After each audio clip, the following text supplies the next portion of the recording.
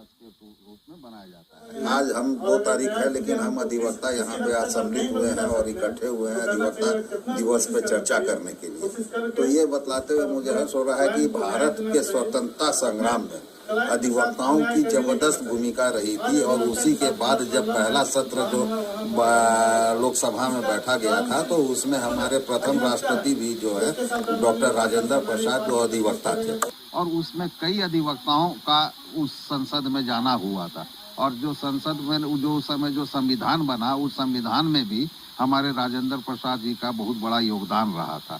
तो उनको सादर सम्मान हम लोग याद करने के लिए जो है अधिवक्ता दिवस मनाते हैं।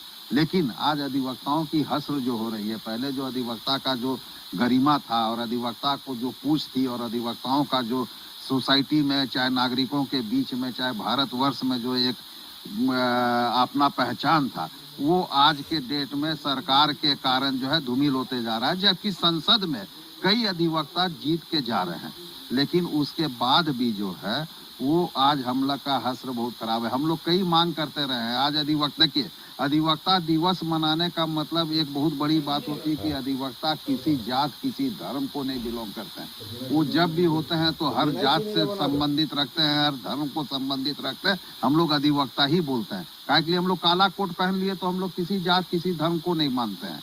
लेकिन उसके के बाद भी जो हमारा जो भारत देश है और भारत देश में अनेकता में एकता की बात किया जाता है, प्रजातंत्र की बात की जाती है, तो ये अधिवक्ता समाज से बड़ा कोई ना प्रजातंत्र वाला बात आता है और ना अनेकता में एकता दिखाने वाला बात आता है।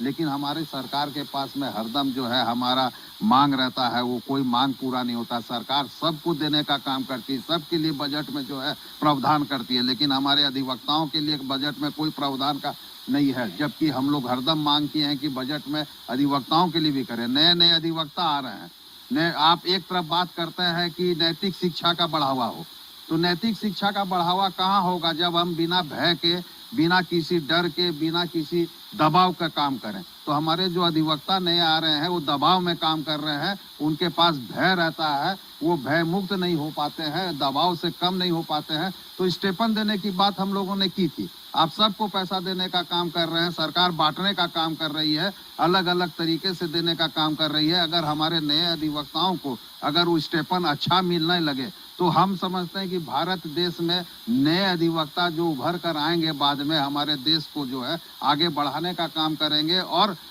माने भ्रष्टाचार जो हमारा एक दीमक की तरह भारत में फैल रहा है उसको